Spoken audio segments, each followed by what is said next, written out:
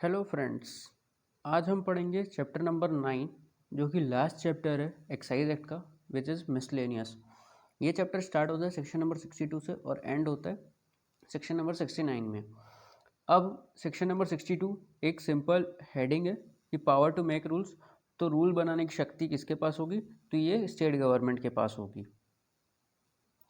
Section number 63 क्या बोलता है? Publication of rules and notification.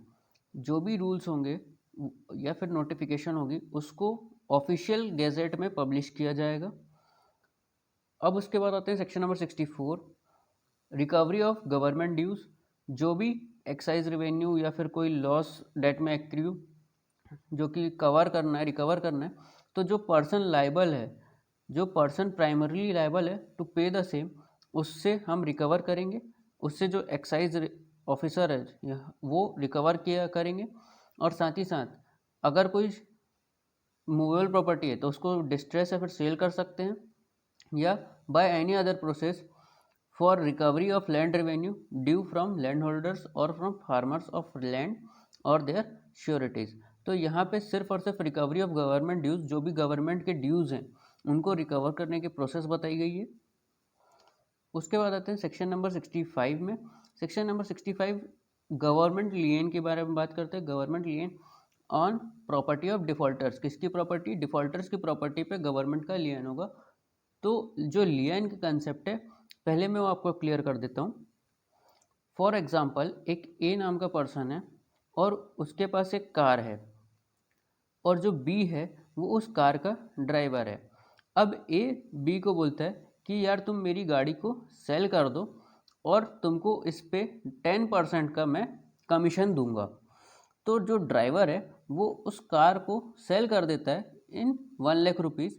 उसके बाद वो पैसे का जो 1 लाख रुपए जो ड्राइवर को मिलते हैं सेल करने से, उसका 10% जो कि 10,000 रुपीज़ वो अपने पास एज अ लियन रख लेता है।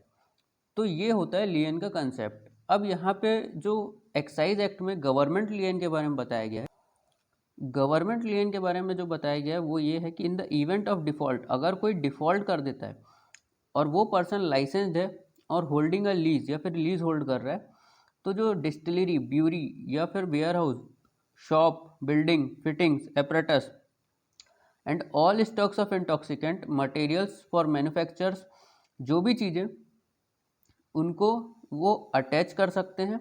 और जो भी चीज़ अटैच की जाएगी वो किसकी होगी? वो गवर्नमेंट की होगी। और गवर्नमेंट उसको सोल्ड करके, मतलब सेल आउट करके अपने जो क्लेम्स हैं उसको सेटिस्फाई कर सकती है। अब आते हैं सेक्शन नंबर 66 में, power of state government to exempt person और intoxicant from the provision of this act. मतलब स्टेट गवर्नमेंट के पास पावर है कि वो किसी भी पर्सन को एग्जेम्प्ट कर सकते हैं या फिर इंटॉक्सिकेंट को एग्जेम्प्ट कर सकते हैं by provision of this act. इस एक्ट के प्रोविजन से वो एग्जेम्प्ट कर सकते हैं, ये पावर स्टेट गवर्नमेंट के पास है। अब आते हैं section number 67, protection to person acting under this act. तो जो कोई भी इस पर्सन इस एक्ट के अंतर्गत एक्ट कर रहा है उस पर्सन को प्रोटेक्शन प्रोवाइड कर रहा है सेक्शन नंबर 67। तो नो सूट प्रोसिक्यूशन और other legal proceeding shall lie against any person for anything which is in good faith done और intended to be done under this act. अब इसके बाद आते हैं section number 68, limitation of suits. तो यहाँ पे ये जो सेक्शन है सेक्शन नंबर 68, ये मोस्ट इंपॉर्टेंट सेक्शन है और ये पूछा भी जाता है।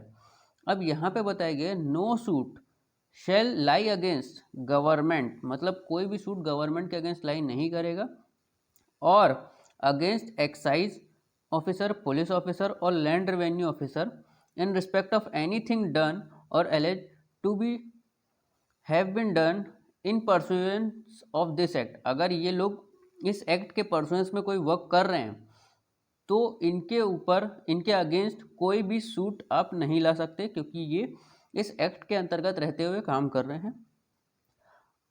और unless the suit is instituted within 6 months from the date of act complaint of. और इनके खिलाफ में अगर कोई सूट इंस्टीट्यूट हो रहा है तो वो 6 महीने के अंदर हो जाना चाहिए from date of act complaint. जो भी एक्ट वो कोई कंप्लेन कर रहा है इनके खिलाफ में, तो उसका जो सूट है वो 6 मंथ के अंदर इंस्टीट्यूट हो जाना चाहिए। 6 मंथ के बाद वो बार्ड हो जाएगा। अब आते हैं section number 69, repeal of enactment.